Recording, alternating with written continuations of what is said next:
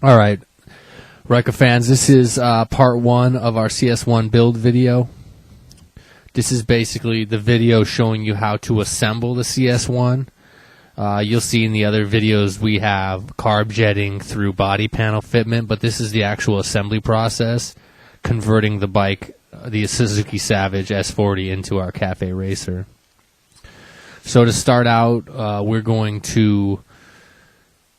This can go in pretty much any particular order, but we're just going to start here with the grips, fitting the throttle to the clip-on handlebars. If you have the older Suzuki, you don't have a little tab that needs to be drilled out, but on these newer Suzuki, I think it's the 96 and up, you need to drill a hole in the clip-on handlebars to allow the controls to fit. Rotationally speaking, it's not a big deal where you drill it, but inward you need to measure where that hole is in conjunction with your handlebar. Allow yourself room for the grip. So Rob here is drilling the handlebar out.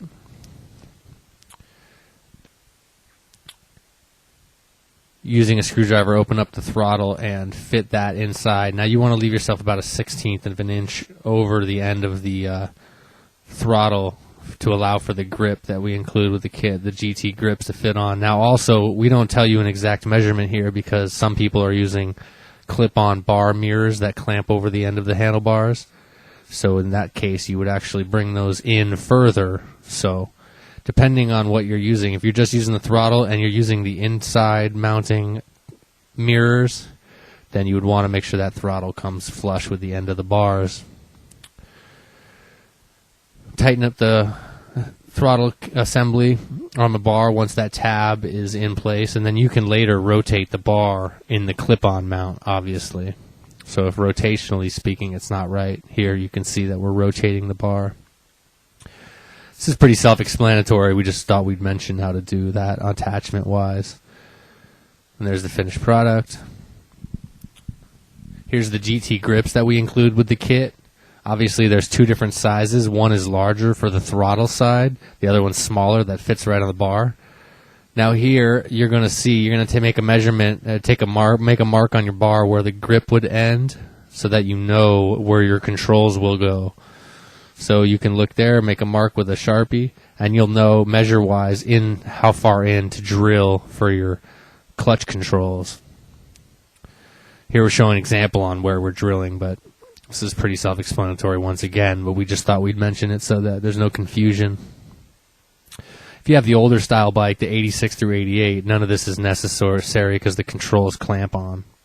It's only the newer model bikes that need to be drilled. I forget what size drill bit we're using. I think it's a 3/16.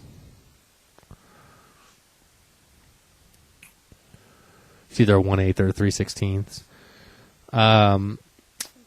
Once the controls are on in place, once again, you can rotationally clock the handlebar accordingly in position. Here's another angle showing the controls. Obviously, the clocking is not right, but once the length is correct, you can tighten it up and you can rotate the handlebars. Here he's tightening up the controls and finishing that up, and then we'll slide the grip on.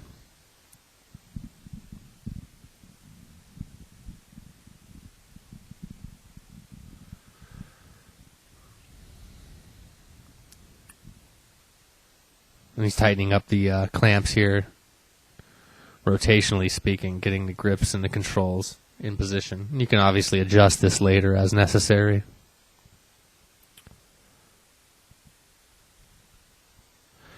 Now you slide your grip on. You can use a little water if you need to slide it on, but they go on pretty easily.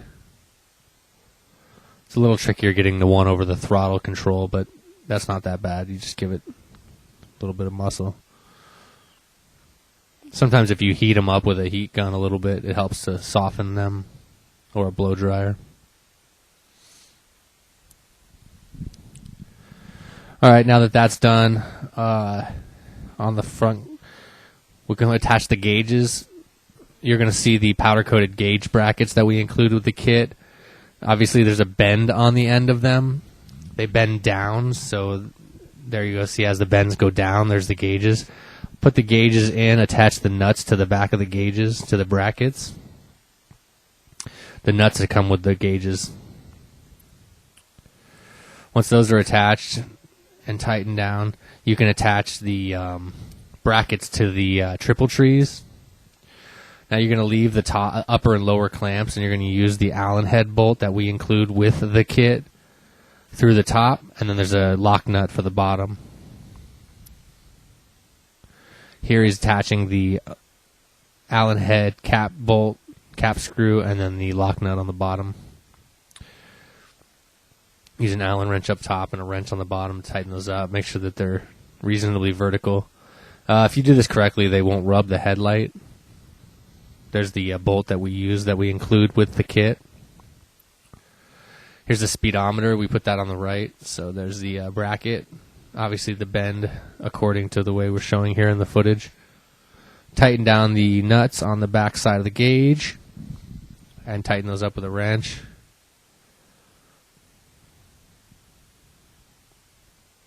And attach those to the other side of the triple tree.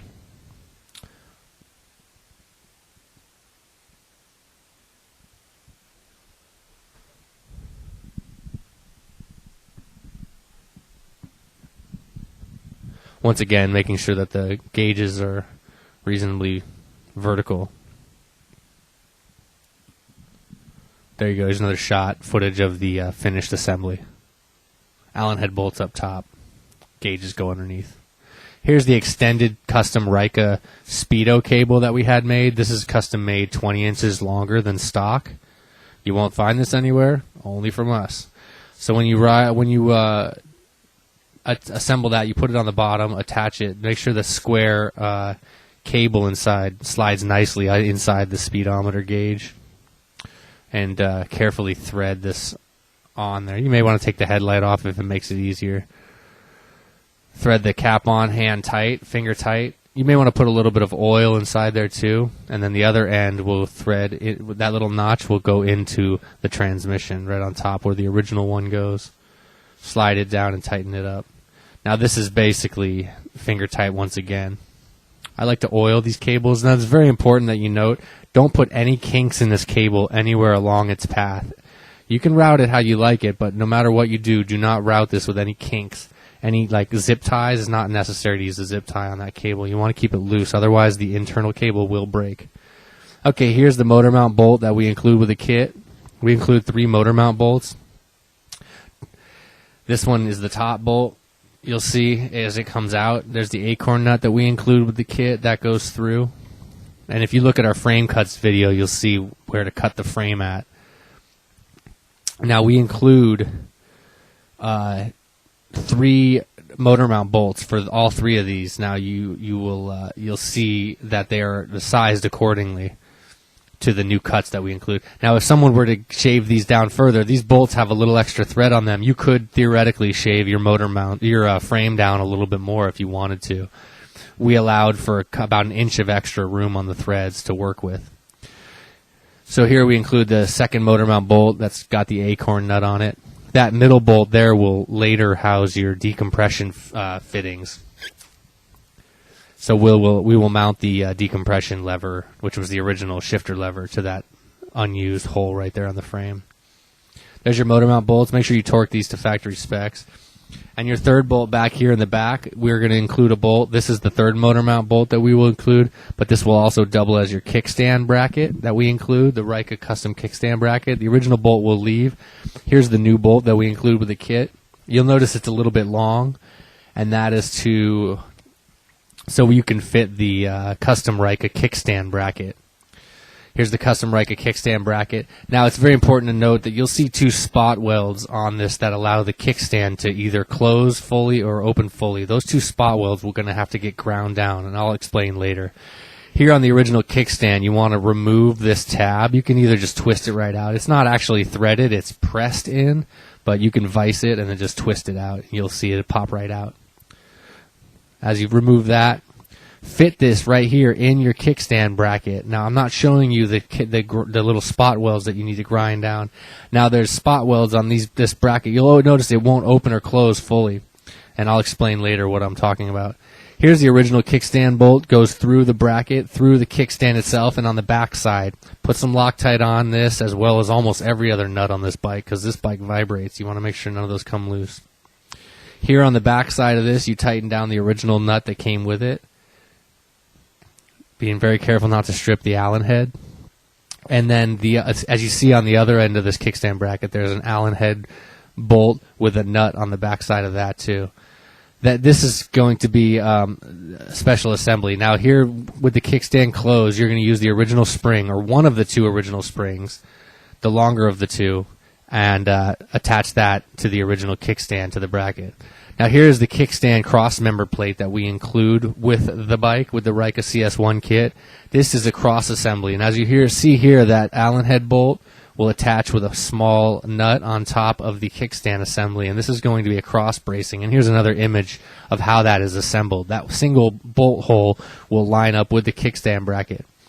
And then on the opposite side, these two Allen head cap screws will hold it in place with two lock nuts. See, there's the lock nuts and the Allen head bolts holding that bracket across from the right-hand side all the way across the bike to triangulate with the kickstand itself. And what that does is hold the kickstand firm. There's that Allen head bolt I was talking about, and on top of the plate there's the small nut that I'm talking about right there. See that small nut? That is attached to the plate, and this is the bolt that we include that the spring is attached to. And here's it finally assembled. There's the kickstand, the spring, the Allen head bolt. There's the spring. There's the original bolt that holds the kickstand through the new kickstand mount, and then the Allen head bolt that attaches to the cross member that we include, and that triangulates and makes this for a much firmer kickstand. Now you notice in your kickstand bracket that it's not going to fully close or it's not going to fully open, and there's two spot welds. Those spot welds need to be ground down on each kit on purpose. We did that because the variations in these frame welds, we had to leave a little spot weld on there so that you could grind down so that the kickstand could fully close or fully open. Now, I'm not showing this yet, but it'll be in the next footage. I'll show you where those spot welds will be so that you will be able to open or close the kickstand. Now, make sure you tighten that lock nut that holds that kickstand mount to the frame. Torque that down real tight. That is also a motor mount bolt. It needs to be torqued down pretty tight. See, these are the two spot welds I'm talking about. Now, this is a non-powder coated piece, and this is on purpose so that you can see what I'm talking about. See here, the original bolt goes through this kickstand assembly, and you'll notice that the kickstand won't fully open or it won't fully close, and this is on purpose so that it hits those spot welds, and those spot welds are there for a purpose, and those spot welds basically keep the kickstand from hitting the belt or keep the kickstand from fully opening. Now you're going to grind those down according to how much you need that kickstand to not hit your belt or to not extend fully, and each bike, like I said, is a little different. So this one's not closing fully, and that's so that the end of the kickstand doesn't hit the belt. If you grind them down right, the kickstand will be close to being in line with the kickstand bracket as shown here, and the back won't hit the belt. You'll leave a little bit of clearance. Every bike manufactured from Suzuki is slightly different in these brackets on their bikes, so we had to leave a spot weld on that bike so that you can adjust basically the angle of how far the kickstand will open and close. And when it's all said and done, you should have a pretty decent lean angle on your bike and your kickstand. All right? That might have been a little confusing, but just review the tapes. This is not, it sounds more confusing than it actually is. So here's the rear set bracket that goes into place, and now this is, here we're going to have two Allen head cap screws that hold it in place. The rear set kickstand, the rear set bracket. There's a top one and a bottom bolt. There's a top and bottom bolt. Now, the one of them is going to thread into the original motor mount bolt. See, there's the one I'm showing in the video on the left. The one you're actually going to use is going to be a cap screw, like on the right. The cap screws are going to hold their Allen head bolts are going to hold this rear set bracket in place on the frame. Now, one of them is going to thread right into the motor mount. I believe it's the lower one, and then the top one there'll be a nut. We got cut off short. The next video will continue where we left off on the rear set mounting brackets, and we will show you how to finish mounting those.